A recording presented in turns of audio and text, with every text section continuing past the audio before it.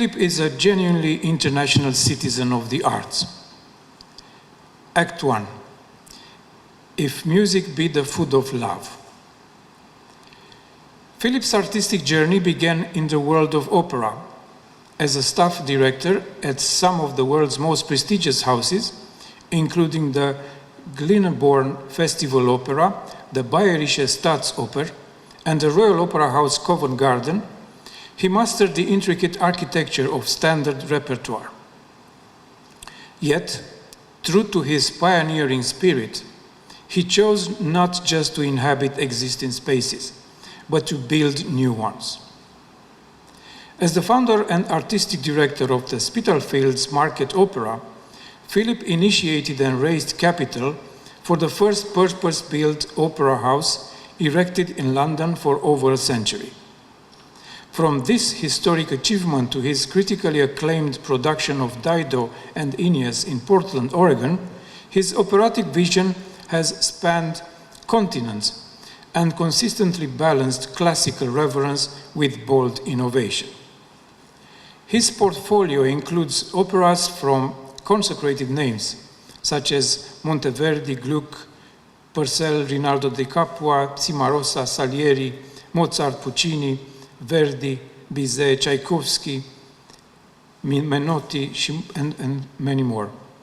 To world premieres such as Godard's The Proposal, Isaac Nathan's Don John of Austria, reorchestrated by Sir Charles Mackerras, Eddie Maguire's Helen of Braymore, Scotland and Scandinavia tour, Mozart with new recitatives commissioned from Geoffrey Alvarez, and so on. In the field of operetta, he's very famous for his Gilbert and Sullivan, The Mikado, Iolante, Bernard and Sullivan, Cox and Box, and the list continues. And also for music theater, with his John Elsom and Wayne Warlow, second time round at the Bucharest Operetta Theatre, world premiere award-winning, Kurt Weill with Street Scene at Birmingham Conservatoire, Stravinsky, The Soldier's Tale, Swale Festival, Haydn, The Creation, staged in York, Roger Marsh with Love on the Rocks at Spitalfields Market Opera, and so on.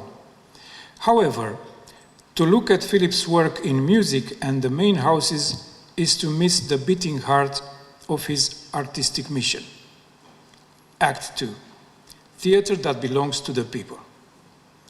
Philip understands that theater belongs to the people. In the year 2000, he co-founded a non-profit making cultural organization that specializes in community development through participatory creative activity.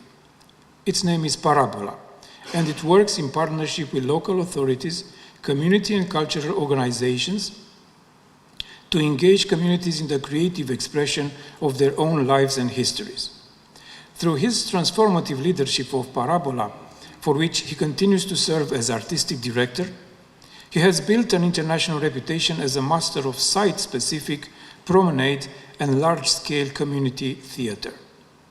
Where others see a quiet village, an old market, a historic abbey, or a forgotten urban alleyway, Philip sees a canvas for human connection.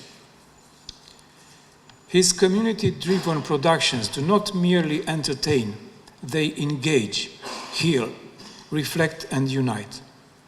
Whether exploring post-Brexit borders through Shaking the Tail across the Ireland, directing Shakespeare Break Walls at the Gdańsk Shakespeare Festival, or coordinating the deeply moving national event for Holocaust Memorial Day in Liverpool, Philip Parr works with theatre to dismantle barriers. He has established an international reputation for using performance as a vehicle for civic pride, heritage preservation, and social cohesion. His site-specific work, too, has achieved much acclaim. In particular, his promenade and outdoor theatre that utilizes non-traditional spaces, such as A Time to Gather Stones at St. Benet's Abbey, Shaking the Tail across the Irish border, public lantern festivals in Greenwich, and only less than 1 month ago, Friends, Romans, Yorkshiremen, Shakespeare, York, and Rome, with short performance pieces that blended Shakespeare's Roman works, such as Julius Caesar and Coriolanus, with the rich Roman heritage of York. Social and political engagement is at the heart of Philip's work as well.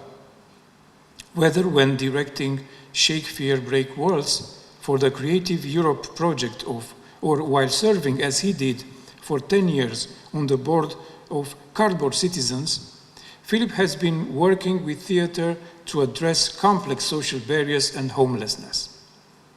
His now legendary community production of Pericles won the MOVSI Award for Best European Community Project in 2011, and his theatrical triumphs continue unabated, most recently highlighted by his production of Pericles for the Hungarian State Theatre in Timișoara, selected for the prestigious Ile Caragiale National Theatre Festival 2024, and which we have the unique opportunity to see at the Craiova International Shakespeare Festival on the 31st of May 2026. Act 3, Festival Leadership and Programming.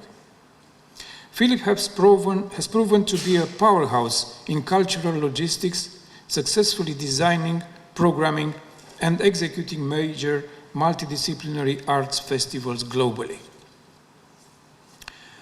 In terms of global cultural events, he structured and programmed the cultural festival for the 2006 Doha Asian Games in Qatar, devising a sweeping 200-event plan across multiple art forms.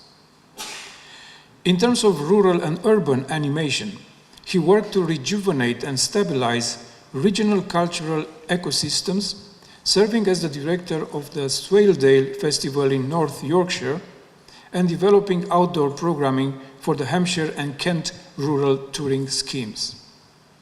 Last but not least, his work on Shakespeare stewardship is one of a kind. Whether as former director at the Bath Shakespeare Festival 2006, co-founder of the European Shakespeare Festival Network 2010, or serving director of the York International Shakespeare Festival 2013 and elected director of the European Shakespeare Festival Network in 2021, he has established long-term partnerships, artistic, civic, and academic. Act 3, Shakespeare. Philip's profound relationship with Shakespeare is woven through the entirety of his career. He has steered the Bath Shakespeare Festival, directed landmark international productions of Henry V, winning Best Solo Shakespeare Production at the Ostrava Shakespeare Festival, and today serves as the visionary director of the York International Shakespeare Festival. His reach extends far beyond the stage, as a founding council member and current chair of the European Shakespeare Festival Networks, where he champions cross-cultural collaboration during times when cultural exchange is vital, with key contributions to seminal projects that addressed head-on recent crises, such as environmental projects, social injustice, the recent pandemic, his participation in Craiova Hectomeron, and the ongoing war in Ukraine, with a pledge that York Shakespeare Festival offers sanctuary to Ukrainian artists by inviting Ukrainian productions, initiating collaborations, and enabling the refugee community to make art in York. For this work, the York International Shakespeare Festival has received the Sanctuary of Arts Awards in April 2026. Philip's leadership is defined by a rare blend of artistic ambition and structural expertise. He is as adept at drafting successful cultural funding bids and managing complex festival budgets as he is at composing music or directing a cast of hundreds. From animating the Millennium Dome to structuring massive cultural programs for the Doha Asian Games in Qatar, his organizational genius is a masterclass in creative producing. Even with his exhausting international schedule, Philip has never forgotten the duty of mentorship. Through his past board membership with Cardboard Citizens, numerous projects with Parabola, and his current lectureship in classical theatre at the University of Gloucestershire, he continues to shape, challenge, and inspire the next generation of theatre makers. Act 5, Craiova. This is actually the epilogue, in which Philip Parr shows that he treats the world not as a series of isolated stages, but as an interconnected forum for storytelling. For his tireless dedication to community engagement, his structural innovations in playmaking and festival making, his commitment to social fairness and justice, his incredible portfolio of Shakespeare-making initiatives, his unwavering belief that the greatest art is that which we create together. We offer him our deepest admiration, gratitude, and praise. Dear guests, dear Mr. Rector, dear Mr. President of the Senate, please join me in welcoming Philip Parr to the distinguished company of Doctors Honoris Causa at the University of Craiova.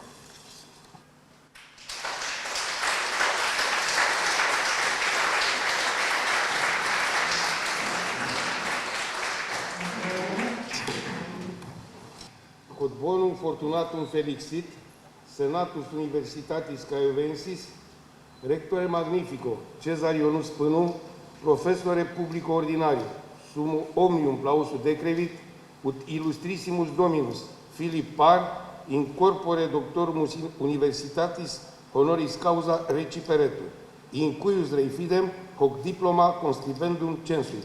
Congratulations. Thank you. Vita nostra brevis est, brevi filietur. Vita nostra brevis est, brevi filietur. Venit vos velocite, rapidos atrocite, nemini parcetur, nemini parcetur.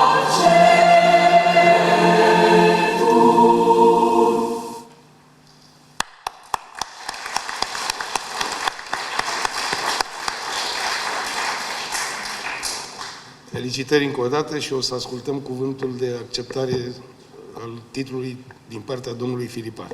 Please.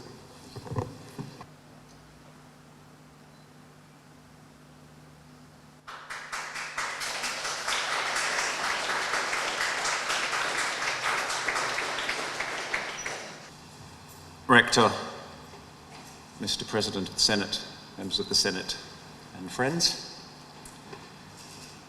thank you for this very great, very unexpected honor.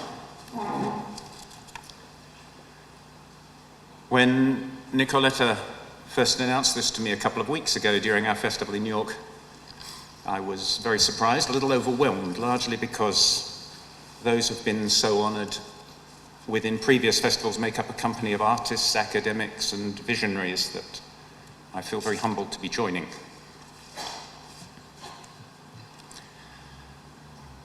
I'm certain if they were alive, my parents would be very proud of this achievement, but I suspect they'd be extremely surprised as well. They both very much appreciated creativity and they understood the value of culture. They were both journalists and writers, and although they had no interest in performing, they made sure of going to theatres and galleries and concerts and thought it completely appropriate to take me to those events too as soon as possible. And their choices certainly helped set me on my path, whether that's what they wanted or not. In any media interview, the standard second question when interviewing a Shakespeare director is to ask, what particular production has had the most impact on your work? Like the first question, what is your favorite Shakespeare play? This question is unanswerable. And so when I am asked this question, I talk instead about the first Shakespeare play I saw. I was probably 7 or 8 years old. It was at the Old Tote Theatre in Sydney, where I grew up. I was sitting with my parents towards the back of the theatre. I was sitting on the aisle. The performance was due to start, and suddenly there was a knocking on the back door of the theatre right next to me, which was then flung open, and a group of actors dressed in black ran onto the stage jumped up onto the stage, threw back the lid of a large costume basket, which was the only thing on the stage, took out clothes, began to dress, and one of them stepped forward to speak the first lines, "If music be the food of love." I don't know if it was a great 12th night. I can't find any reviews to find out who was in it, just in case. You may have seen someone famous at an early age. But the opening action sticks in my memory with the focus on storytelling, the unconventionality of breaking up the space, and the direct engagement of an audience. And when I do reflect on that performance, I think I see that somehow all those principles have influenced my theatre making, probably subconsciously, along, of course, with many other things picked up from productions and directors and teachers along the journey. The third question asked in any interview is inevitably, who is your favourite Shakespeare character? This always leads me to Autolycus, because he is a snapper-up of unconsidered trifles, and this is a useful skill for any director, and you can get an awful lot of mileage out of one white sheet. For the first 6 years of my life, my family moved around the world as my father was posted to various overseas correspondent positions. I have memories of trips to the ballet in London to see the Nutcracker. I can't have been older than 3. And then settling in Australia from the age of 6, I was fortunate to be at a school which had a really strong music culture and to discover that I had a useful boy treble singing voice. Indeed, my first professional artistic engagement was as one of the soprano soloists in a ballet choreographed to Mendelssohn's incidental music for A Midsummer Night's Dream at the Sydney Opera House when I was 11. So consequently, my Shakespearean career so far notably spans a half century. My artistic life hasn't followed any regulated plan or structure, as you might have gathered. Instead, it's been a journey following opportunities as they arise and an openness to new and exciting possibilities. They haven't all been triumphant, though even the less successful provide very good anecdotes. I'm a great advocate for accepting serendipitous choices and a great taker of the less well-travelled path. It has made all the difference, and it's led me here. On leaving school, on the back of my singing, I went to university, planning a career as a countertenor, and already singing and dancing with the early music groups in Australia. In my first term at university, at the age of 18, a series of oblique connections led to my being an on-stage musician and actor in a very celebrated production of Britannicus by Racine, which coincidentally featured some of Australia's leading actors. And this stage debut dropped me in the deep end of theatre making and led immediately to a further opportunity to be part of the first season of the Sydney Theatre Company, which is essentially Australia's national theatre, playing 4 roles and 5 instruments in a production of Cyrano de Bergerac with the wonderful Australian actor John Bell as Cyrano. Once I died in battle in Act 4, while playing the fife and drum, I would sneak into the back of the auditorium every night to watch him in the closing scene before rushing back for the curtain call. It's fair to say I didn't spend as much time as I should have done at university in that first year, but I knew from then on that working in and around the performing arts was what I had to do. I think my parents could finally see that too and were then quietly supportive. I quickly became very aware that I didn't have the single-mindedness to be a performer, but that my diversity of mind might be best suited to making and creating work in some way. And around that time, as you've heard, I also caught the opera bug and worked my way up through the Australian opera, starting as an on-stage actor and supernumerary, moving into stage management, and ending up as an assistant director and staff director. I loved being in the rehearsal room. It's still my favourite place. And I was a sponge in the opera company, fortunate that there were those there who supported my interest in learning. The experience of standing within 3 feet of Dame Joan Sutherland in full vocal flight helped me understand that artistic response can be both physical and undefinable, as well as cerebral. Opera taught me that while music is a language we all speak, because we all speak it differently, it touches our hearts individually, while words reach our minds. Combining both with the visual stimulus of design creates the original multimedia art performance. That layering of performance is something very important to my creative approach. In Australia and later in London and across the operatic world, in houses and companies both big and small, I learnt the craft of staging and managing stages by being in the rehearsal room and on the stage. I believe that the craft of theatre is crucial for anyone who wants to be a creative, to use the current terminology. It is as fundamental as understanding stone to a sculptor, how to mix colour for a painter, or indeed how to tune a violin within an orchestra. Many can have amazing ideas and concepts, but without the craft to understand how to run a 3-hour rehearsal with 100 opera choristers, actors and supernumeraries, stage managers, music staff, and a gaggle of international soloists, as well as designers and technicians who have all seen it all before and who are all looking to you to manage and control the time and space and use it to the best efficiency. Without that craft, great sustainable artistic creations don't happen. For me, it's important that I can focus a light, write music, help choreograph a dance, operate a puppet, because all these enrich the language of theatre. Without understanding them from the inside, we as directors can't employ them well. For young artists present, there is no substitute for the experience of being in a rehearsal room and learning the craft of theatre and performance making, knowing when to lead, when to enable others to contribute, and always respecting the creative starting point, whether that is the text or the music or something else, and drawing your concept directly from that. Opera, it seemed, would be my future. Through another moment of serendipity, I met Theo Crosby in London, who you may know as the architect of the Globe, working with Sam Wanamaker. And in passing, he asked me to propose an interim use for the old Spitalfields Fruit Market in London, which was up for redevelopment, which is when I suggested that London lacked a small chamber opera house at that time, and as you've heard, he designed it. We found some money, built the shell of the opera house, and I ran and directed it for 3 years before the developers of the site got worried by our success. What they really wanted was office space. Sadly, opera houses were a luxury. They withdrew our lease and knocked it down the following week. In the words of La Boheme, a short life but a happy one. Several paths then beckoned. For various reasons, rejoining the mainstream opera world, which would have been obvious, didn't happen. I began teaching as a lecturer in performance at an art college on a degree that combined theatre makers, fine artists and filmmakers working in collaboration. Suddenly I was creating and directing theatre. Never directed theatre. Much of it was new and experimental. It felt like quite a shift of worlds. And then out of the blue, I was asked to direct a large-scale community play on the east coast of Yorkshire. More pigs than people is how they describe it. Working for 18 months with the writer, Brian Abbott, and with participants from the community to tell the story of that community embedded within place and time. And I liked that work enormously and felt very much at home in that kind of epic storytelling theatre. My opera background served me well in managing diverse contributors in a cast of 100, and Brian and I went on, as you've heard, to set up Parabola as a theatre company focused on telling stories of people in place. We now have a history of over 20 years of work. At the same time, I became involved in creating and running festivals, initially in chamber music, and then, again, very much out of the blue, another more serendipity, I was invited to take on the International Shakespeare Festival in Bath. I can't say I knew much about international Shakespeare at that time, but I did know how to run a festival.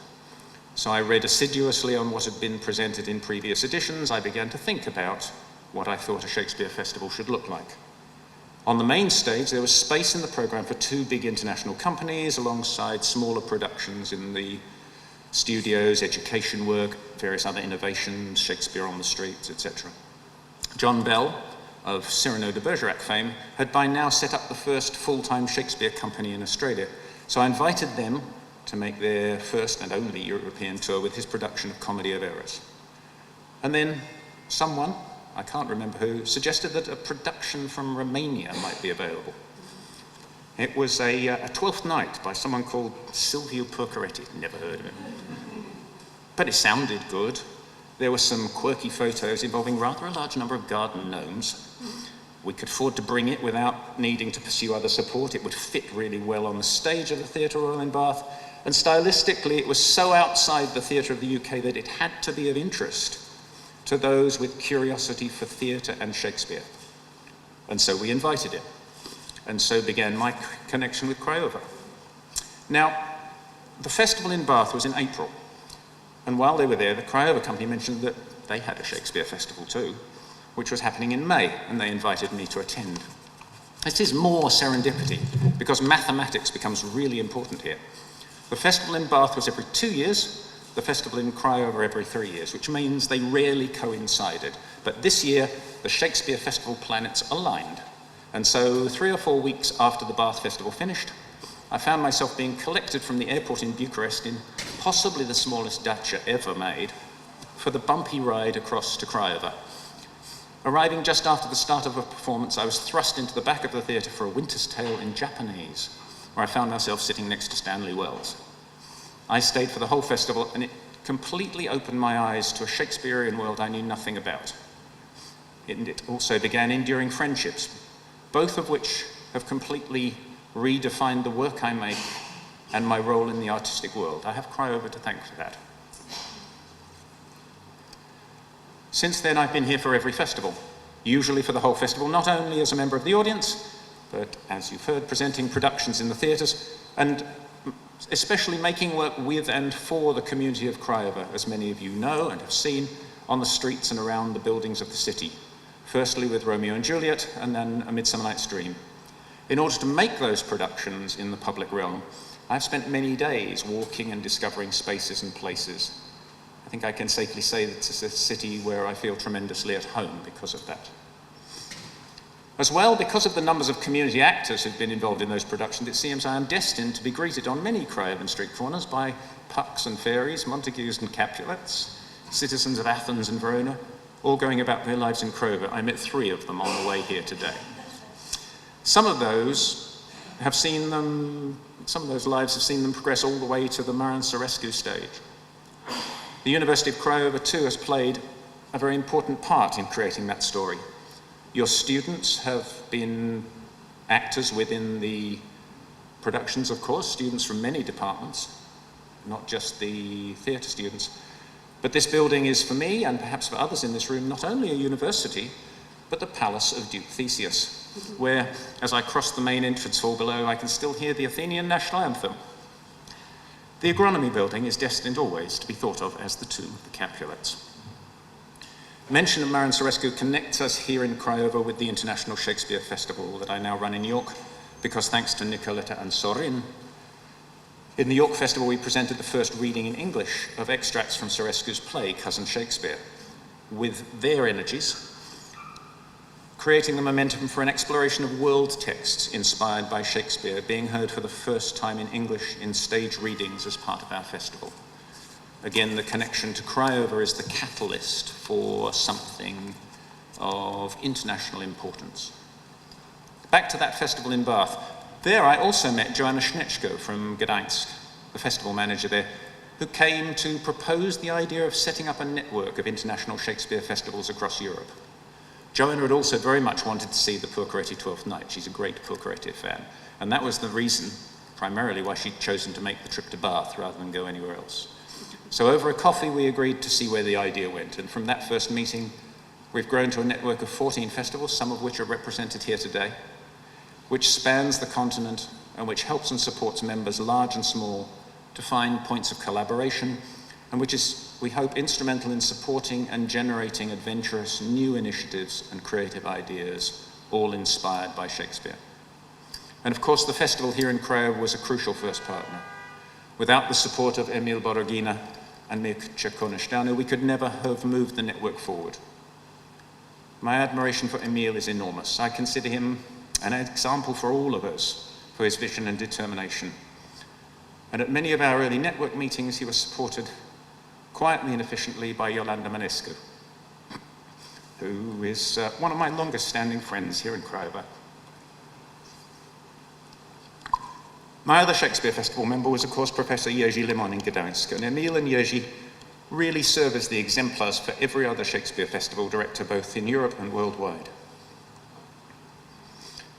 In a world which finds itself more and more divided, Shakespeare must more and more become our common language. I'm incredibly grateful for all of the support I have had as I continue to try to become more fluent in that language, particularly the support of my team in York and the wider Parabola family. And I say thank you to you as well, to those who have invited me to bring my ideas to their companies. It's a very great pleasure to have so many friends and colleagues from the Shakespeare world here today. I'm grateful to you all. Thank you for being here. To Nicoletta and Sorin in particular, thank you for your work, your own work, and for supporting our many collaborations, including those we still have to dream of, and for your enthusiasm for my work here and elsewhere over many years. Universității din Craiova. umile și sincere, mulțumiri pentru această deosebită și apreciată onoare.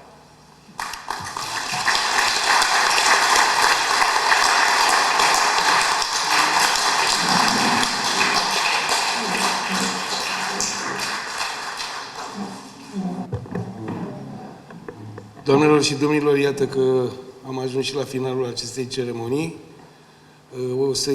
O să-l felicit încă o dată pe domnul Filip Parr, acum și în calitate de membru al comunității noastre academice.